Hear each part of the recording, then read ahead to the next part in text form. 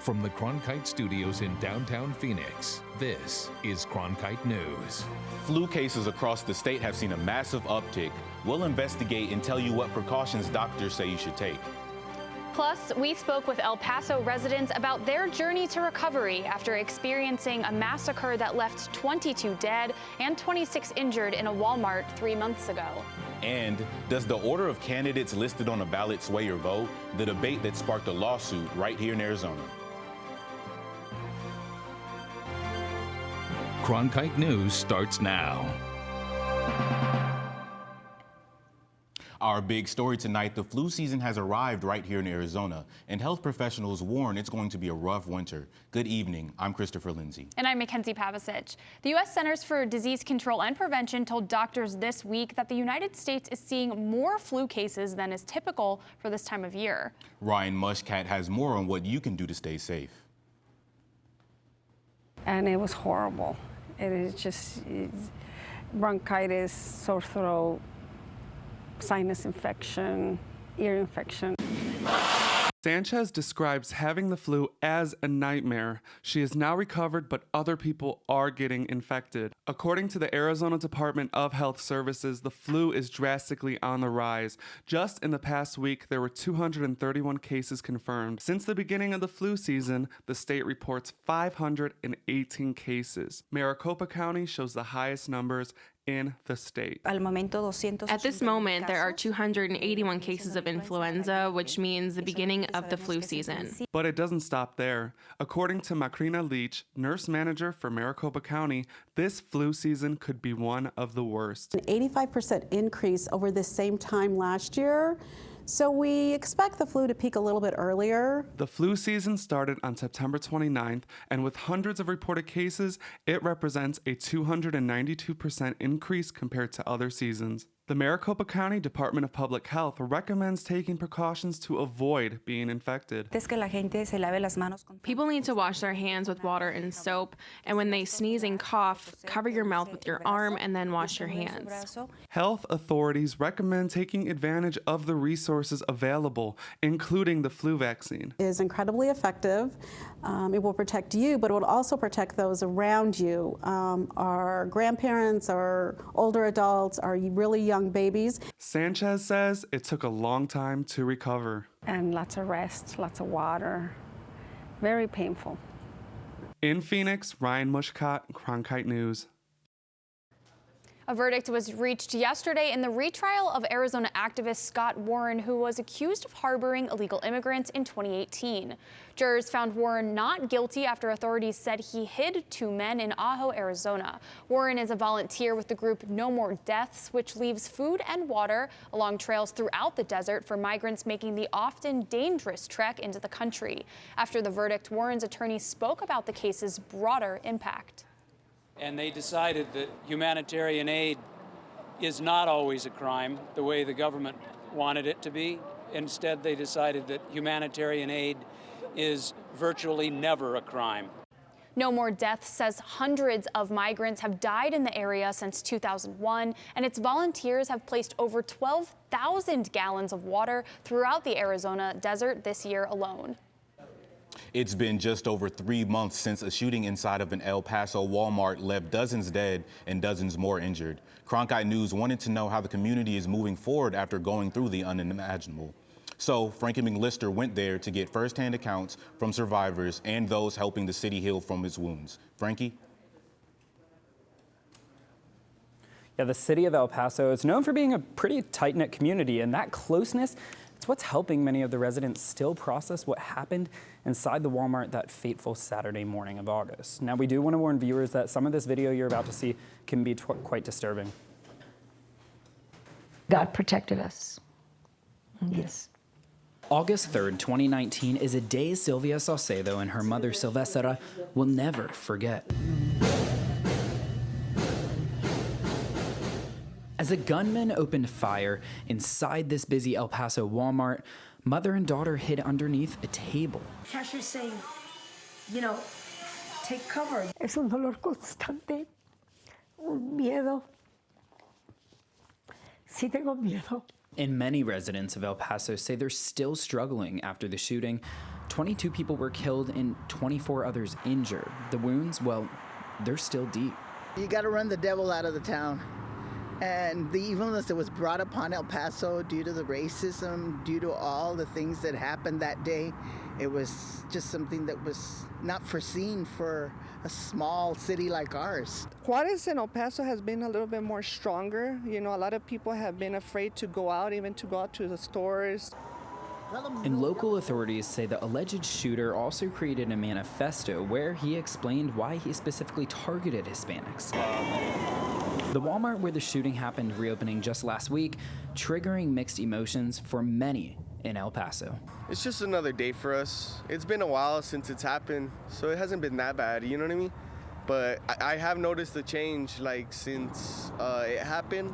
Like, when people walk into supermarkets and stuff, you just see them, like, kind of looking around. As you see in Walmart store number 2201, there's a brand new banner welcoming customers since its reopening on November 14, 2019.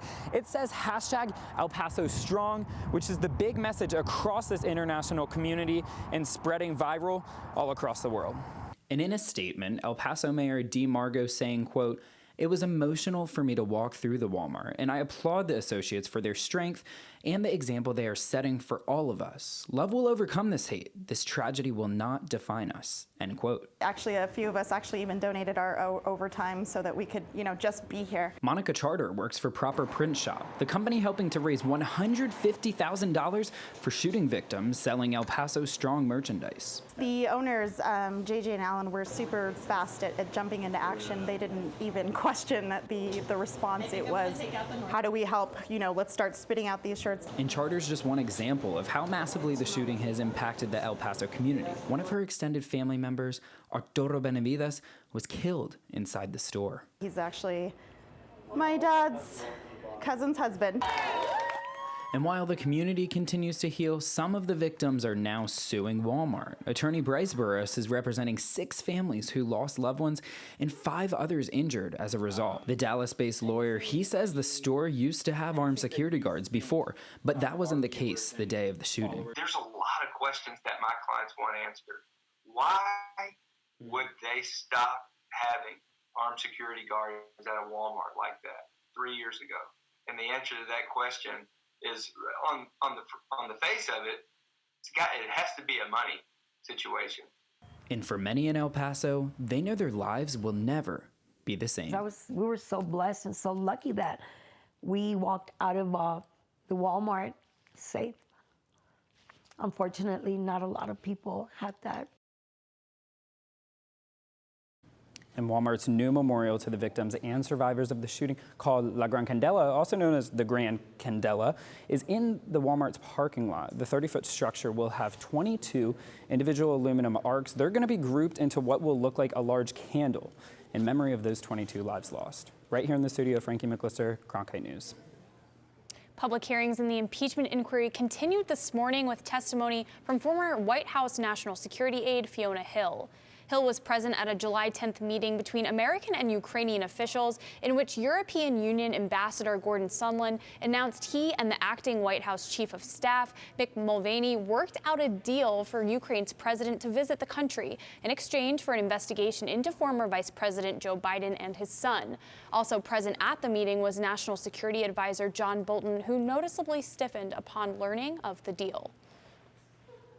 The specific instruction was that I had to go to the lawyers, to John Eisenberg, our senior counsel for the National Security Council, to basically say, you tell Eisenberg, Ambassador Bolton told me, that I am not part of this whatever drug deal that Mulvaney and Sondland are cooking up.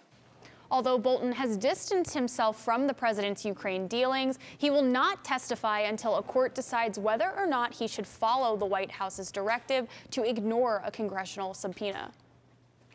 Everybody agrees that U.S. farmers need more immigrant workers, and a bill that would add 40,000 H-2A visas for farm workers was passed by a House committee today, but not before running into the opposition from Republicans. Arizona Representative Debbie Lesko, like many Republicans on the committee, said the bill is too generous to immigrants, allowing them to apply for green cards after several years, for example. But Democrats said the bipartisan bill is fair to all parties and badly needed. So that's kind of rewarding someone that's been here illegally, and thus will be an incentive for more people to come here and apply for this status. So it's a really good balanced bill that fulfills the needs of the agricultural industry. It's good for business in Arizona, and is fair because it does allow people in the agricultural industry the opportunity to earn legal status. Today's committee was just the first of several steps before the bill can even get a House vote. And former New York Mayor Mike Bloomberg filed federal papers today declaring himself a Democratic candidate for president. He also announced plans to spend up to $20 million on voter registration drives in 5 battleground states, including Arizona. Recent polling data shows Bloomberg near the bottom in early primary states and nationally. A recent lawsuit brought by the Democratic Party challenges the design of the ballots here in Arizona. It's all because of the order in which the candidates are listed. Cronkite News reporter Peter Gong explains the law and the lawsuit. Every election, voters mark their ballots to elect the candidates they want to vote for, but state law determines the order those candidates are listed. The Democratic Party is challenging a statute in a lawsuit in 3 battleground states, including Arizona. The lawsuit claims it requires Republican candidates be listed first on the ballot and that it gives Republicans an unfair advantage. Adrian Fontes of the Maricopa County Recorder's Office is not concerned with the ballot issue. Specifically as to which candidates get listed first, we rarely hear any of those complaints, but we're always looking at ballot design improvements. 16-502 of the Arizona Revised Statute states that the candidates of several parties are to be listed according to the votes cast for the governor in that county. Dave Wells, political science professor at ASU, says Republicans have usually won Maricopa County in elections, which explains the reason for the candidates being listed first on the ballot. Republicans typically win most of the counties. That would mean that Republican candidates get privileged. He also says that the order of the candidates on the ballot does make a difference, pointing to one group of voters who are affected the most. Independent voters would be the most strongly impacted by the ballot order. So they don't have an inbred feeling that they definitely want to vote for a Republican or a Democrat. And so they look at it and they're going to see whoever's first on the ballot. And that's just the way our brain works. Zach Henry of the Republican Party of Arizona said in a statement that rather than working to ratify the USMCA or lower prescription drug costs, Democrats are preoccupied with political trivia. The order on the ballot isn't the Democrats' problem, it's how out of touch they are with the issues Arizonans care about. DSCC Chair Catherine Cortez Mastro said that voters should have faith that elections are fairly administered without bias, and that applies to the ballots they cast. No matter the outcome of the ballot lawsuit, Fontes says there will be changes to the ballot in the 2020 election. The most notable change in the new ballot design is going to be the absence of the arrows. They will be replaced by ovals where you fill in your choices. Fontes says that they want to advocate for voters to be able to make their decision with enough time to consider all the candidates. He encourages voters to sign up for the early vote list. Live in the studio, Peter Gahn, Cronkite News. Coming up next on Cronkite News at 5, students with autism face many challenges in the classroom. After the break, how one private school is working to meet their diverse needs. Severe weather warning right now for you, and also what you can expect for weather on Thanksgiving next week.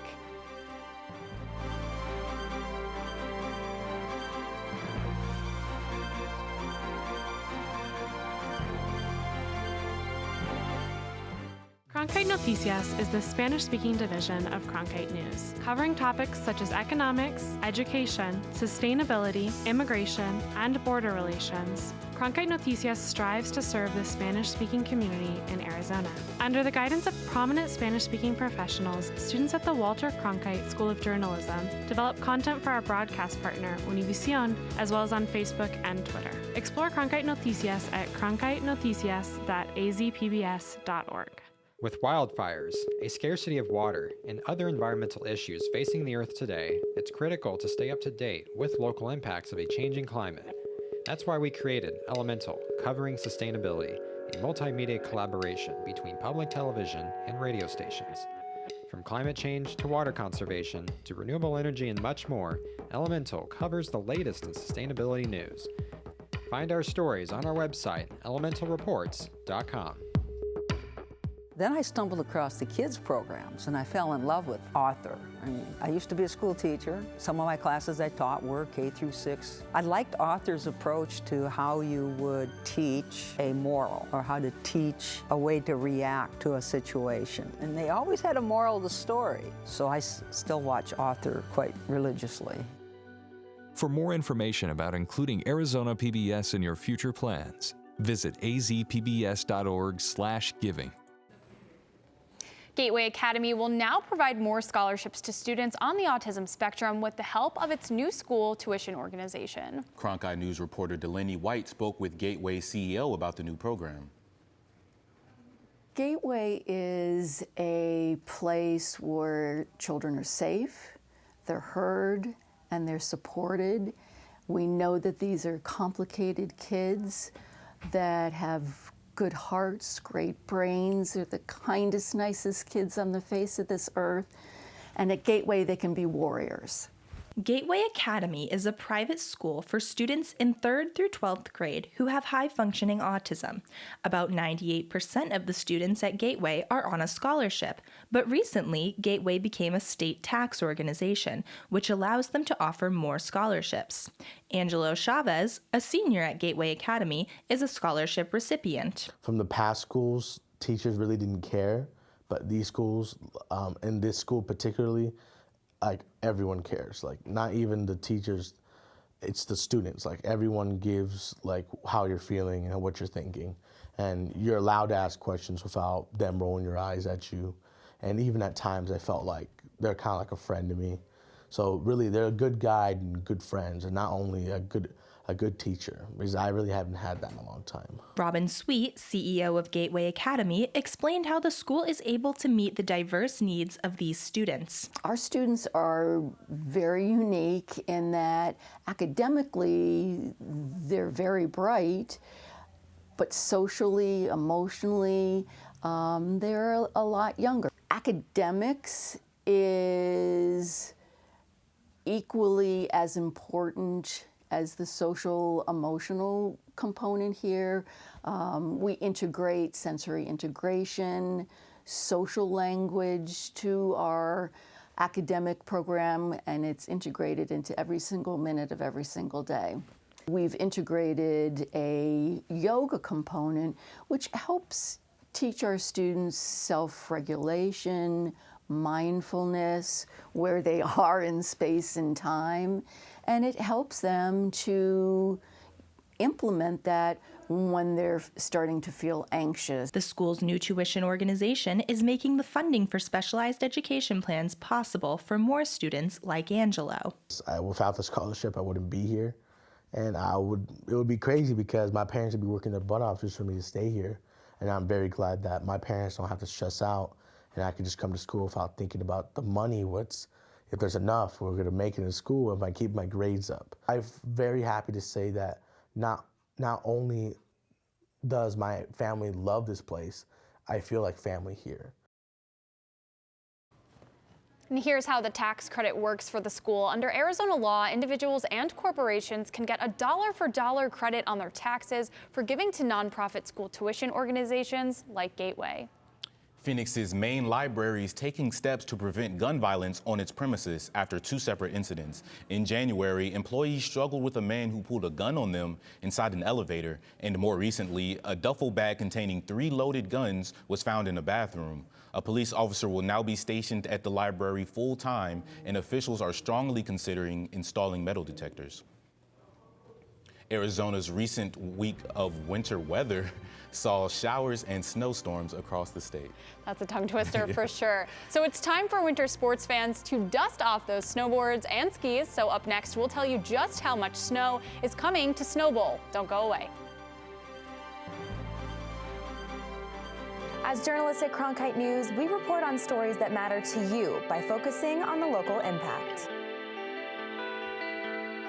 We dig deeper and work tirelessly to keep you informed. Live in Wickerburg. Live in Los Angeles. In Cleveland, in Washington, in Louisville. From Jerusalem. Live in Philadelphia. From around the world to right here in Phoenix. At Cronkite News, we report the facts and stick to the truth.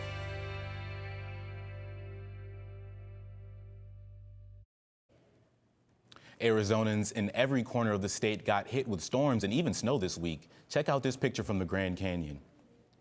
Parts of the high country and even the higher elevations down south got dusted with snow over the last 2 days. As we see here in a time lapse from Mount Lemmon in Tucson, and take a look at the beautiful winter scene up at Mars Hill Lookout in Flagstaff. And Cronkite News' Jordan Elder got some great footage of the cloud coverage along the I-17. And popular Flagstaff vacation spot Snow Bowl could be seeing up to 2 feet of snow ahead of its opening day tomorrow, with some parts of its summit potentially reaching 30 inches of snowfall. Intermediate trails and beginner slopes will be available in the day tomorrow. So, Annika, I heard something about a weather advisory. Yes, we just had some very severe weather start hitting the Phoenix metropolitan area, and I want to share with you where you can expect it to go next. Right now, it's moving into the Tempe area, as we can see on the map. You can expect strong wind gusts. You can also expect hail and lightning and thunder. So be careful if you're in those areas. You'll want to make sure that you're especially safe when you're driving. Looking at temperatures right now, it is a bit cooler than it has been, of course, because of all that rain. 61 degrees in Phoenix, 32 up in the Grand Canyon, about freezing. It's quite cold. Again, it is raining in the area, and you can expect that rain to hover around Phoenix and really all across the center of the state until about 5 p.m. tomorrow. And then as we look at some events we can go to this weekend, now that we've talked about the serious part, Lights of the World is having its opening weekend. You can hit that for 10 million paper lanterns, embodying all types of buildings and animals. I hear there may be a dinosaur out there. Tacotopia is having its closing weekend. Instagrammers hit that for sure. And Art Fest of Scottsdale. Now looking into your weekend, those storms are going away. It is going to be mostly sunny, but under 70 degrees. The rest of the week will be cloudy and rain, unfortunately, over that Thanksgiving Day weekend. I'm Annika Abbott in the Cronkite News Weather Center. And coming up, celebrating 100 seasons at the Phoenix Theater. Stay tuned to see how the company plans to move forward and continue to bring magic to the stage.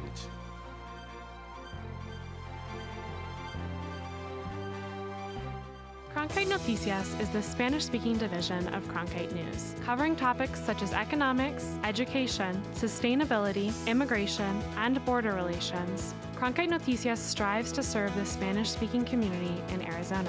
Under the guidance of prominent Spanish-speaking professionals, students at the Walter Cronkite School of Journalism develop content for our broadcast partner, Univision, as well as on Facebook and Twitter. Explore Cronkite Noticias at cronkitenoticias.azpbs.org. On the next Arizona Horizon, the final public witness will be heard in the House impeachment inquiry, and we'll shift gears and look at what you should and shouldn't feed your pets during your Thanksgiving feast. On the next Arizona Horizon.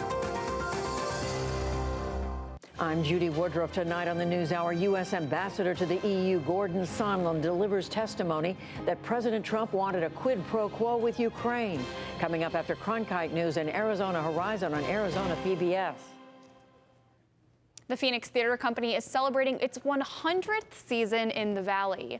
Cronkite News reporter Mariah Gallegos is joining us now. She learned about the history of the program as well as where they're going in the future. In the early 1920s, May Bartlett Hurd invited the Phoenix players to her old coach house. Since then, the Phoenix Theater Company has made several additions and expansions.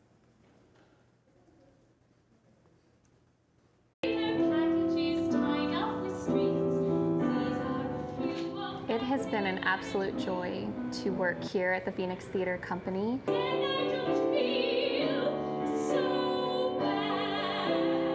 This art form is so incredibly special. It's unlike anything else you've ever experienced because it's happening in that moment right in front of your face. And we create theater magic here at the Phoenix Theater Company.